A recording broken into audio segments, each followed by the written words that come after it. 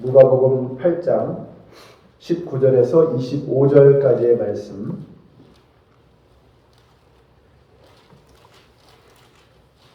교독하시겠습니다.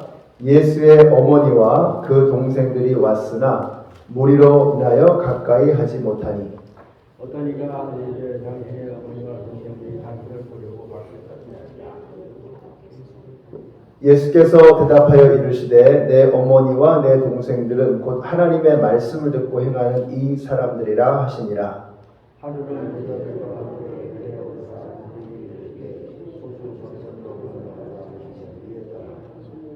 행선할 때에 예수께서 잠이 드셨더니 마침 광풍이 호수로 내리침에 배에 물이 가득하게 되어 위태한지라.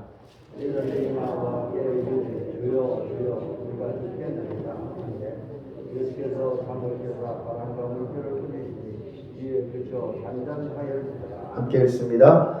제자들에게 이르시되 너희 믿음이 어디 있느냐 하시니 그들이 두려워하고 놀랍게 여겨 서로 말하되 그가 누구이기에 바람과 물을 명함에 순종하는가 하더라. 아멘. 오늘 말씀은 예수님께서 가족들이 찾아오는 예수님에게 가족들이 찾아오는 장면으로 시작이 되고 있습니다. 이 마가복음에 보면 가족들도 이 단계에서는 예수님에 대해서 많은 의문을 가지고 있는 것 같습니다. 우리가 뭐든지 익숙해지다 보면 그 진면목을 깨닫지 못하고 그 가치를 알지 못할 때가 있습니다. 가족들도 아무리 예수님이었지만 하도 오랫동안 함께 있다 보니까 정말 예수님이 어떤 분이신가 하는 것에 대해서 잘 보지 못했던 것 같습니다. 우리도 그렇죠. 우리가 예수님을 믿는 것이 이게 얼마나 귀한 일인데 시간이 오래 지나가다 보면 우리도 그 가치를 알지 못하고 그 기쁨, 그 귀한 것을 알지 못하고 지나갈 때가 참 많이 있습니다. 저는 그래서 기도가 중요하다라고 생각합니다. 우리가 기도할 때 우리가 어떤 존재인가, 우리가 하나님 앞에서 어떤 사람인가 하는 것을 다시 한번 분명하게 깨닫게 되는 것이죠. 기도함으로써 우리의 삶을 살아가게 되면 이 모든 것이 하나님의 은혜이고 하나님께서 나에게 베풀어 주신 하나님의 축복이라고 하는 것을 깨닫게 되는데 기도하지 않고 살아가다 보면 그게 그냥 내 힘으로 된 줄로 아는 거죠. 그래서 너무나 익숙한 하나님의 축복, 하나님께서 우리에게 베풀어 주시는 그 은혜들이 그냥 아무렇지도 않게 느껴지는 것입니다. 우리가 기도하다 보면 하나님 앞에 무릎 꿇고 하나님 앞에 엎드리다 보면 우리가 숨쉬고 살아가는 것이 은혜입니다. 그냥 은혜라는 것을 느끼게 되는 것이죠. 우리가 이번 한 주간을 이제 벌써 다 지냈잖아요. 우리가 한 주를 돌아보면서 하루하루를 생각해 보면 이 모든 것이 하나님의 은혜이구나 하는 것을 깨닫게 되는데 기도하지 않고 하나님 앞에 나가지 않고 그냥 살다 보면 내가 잘해서 내가 훌륭해서 그렇게 되는 줄로 착각하게 되는 것입니다. 우리 연합장로교회 성도님들께서 기도하시는 여러분들이 되시기를 바랍니다. 하나님 앞에 내 자신을 내어놓고 우리가 얼마나 하루하루를 순간순간을 은혜 가운데 살아가고 있는가 하는 것을 깊이 깨닫고 그래서 은혜와 감사와 기쁨이 넘치는 우리 모든 성도님들이 되시기를 바랍니다. 그래서 기도하면 감사가 나오고요. 감사가 나오다 보면 우리의 신앙생활에 막 감격이 흘러 넘치는 것입니다. 근데 기도하지 않으면 감사라는 것이 있을 수 없고 감사가 없다면 감격도 신앙생활에 감격도 없는 것입니다. 그래서 기도할 때 감사가 생기는 거죠.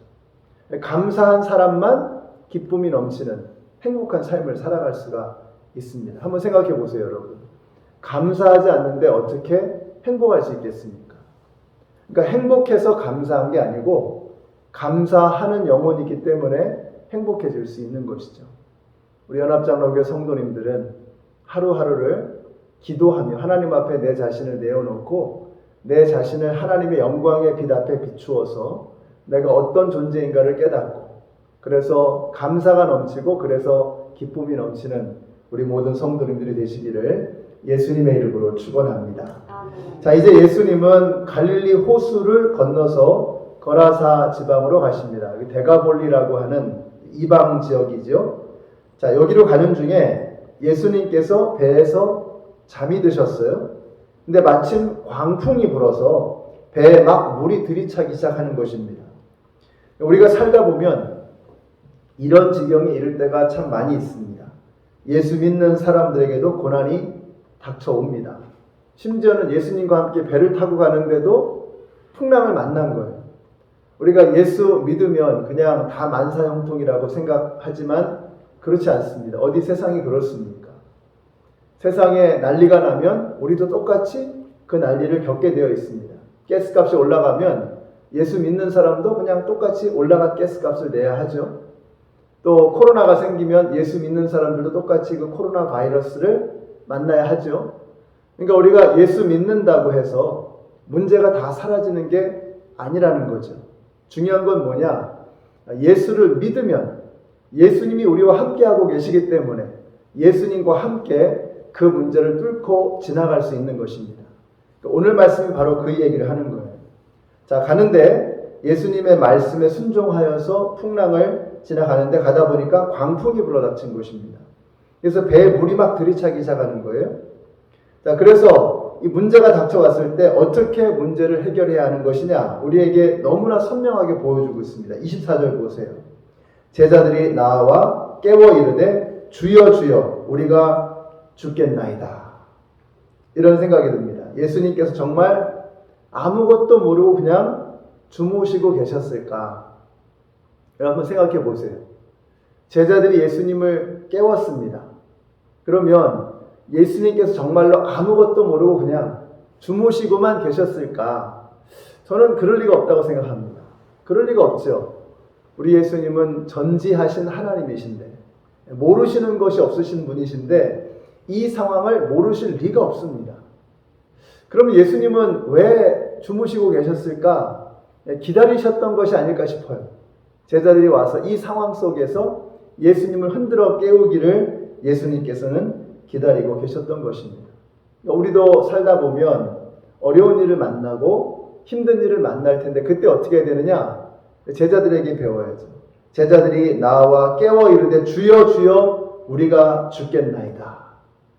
우리가 정말 힘든 일을 만났을 때 여러분 자존심 혹은 내가 주님 앞에서 이렇게 버티고 있는 거 이런 거 다 내려놓고 주님 주여 주여 제가 죽겠나이다. 저를 살려주시옵소서 하는 이런 절박함으로 나아가게 될 때 예수님께서 기다렸다는 듯이 일어나셔서 당신의 능력으로 우리의 문제를 해결해 주실 줄로 믿습니다. 우리 예수님은 모든 것을 알고 계시고 모든 것을 행하실 수 있는 전지하시고 전능하신 하나님이십니다. 그 주님 앞에 우리의 문제를 내어놓고 주여 주여 제가 죽겠나이다. 이런 간절한 마음으로 주님 앞에 나오시는 우리 성도님들이 되시기를 바랍니다. 제가 새벽 예배가 중요하다. 여러분이 토요일날 이렇게 한 주의 마지막 날이죠.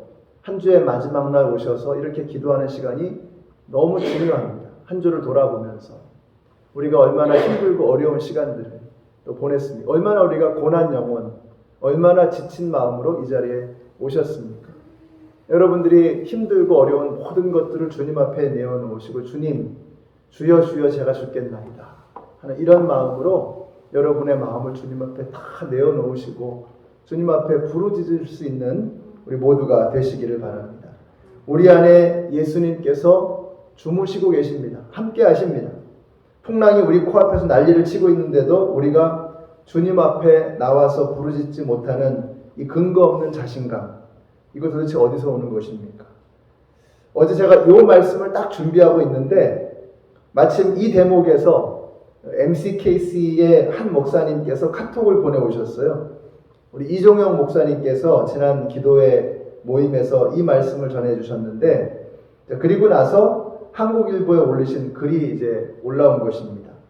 이런 내용이 들어있어요. 자동차 경기가 바닥을 치면서 디트로이트에 불황이 찾아왔을 때 미시간에 있는 목사님들과 성도님들이 함께 모여서 기도하기 시작한 것이 2007년이라는 그런 말씀이었습니다. 자, 그러면서 함께 모여서 기도하기 시작한 것이 벌써 182차. 그러니까 매주 모여서 기도하셨는데 182차 모임이 되었다고 하셨어요. 그러면서 디트로이트의 경기가 다시 살아나게 되었다라고 말씀하셨습니다. 디트로이트의 경기가 살아나고 있는 것이 틀림없기는 한 것 같습니다. 그걸 어떻게 제가 아냐면 저희가 이제 집을 구하고 있는데 집을 구하지 못하고 있어요. 얼마나 이 집 구하는 게 어려운지.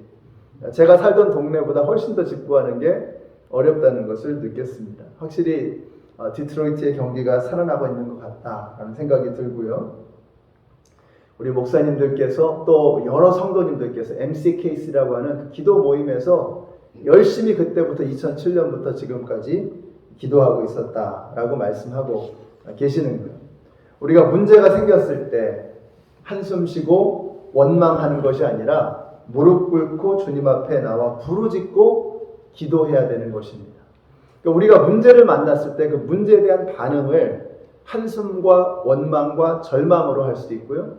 믿음으로 반응하면서 주님과 함께 그것을 풍랑을 기도로 뚫고 가는 그런 사람이 있을 수 있다는 거죠. 여러분은 어떤 사람이 되기를 원하십니까? 저는 우리가 어차피 살면서 문제는 끊임없이 만나게 되어 있습니다. 이건 피할 수가 없는 거예요. 이 땅에 사는 모든 사람들은 수많은 문제를 안고 그 수많은 문제와 함께 살아가고 있는 것입니다. 풍랑처럼 우리의 삶 속에 그 문제들이 덮칠 것입니다. 자, 거기에 대해서 우리가 어떻게 반응할 것이냐, 우리에게 달려있다는 거죠.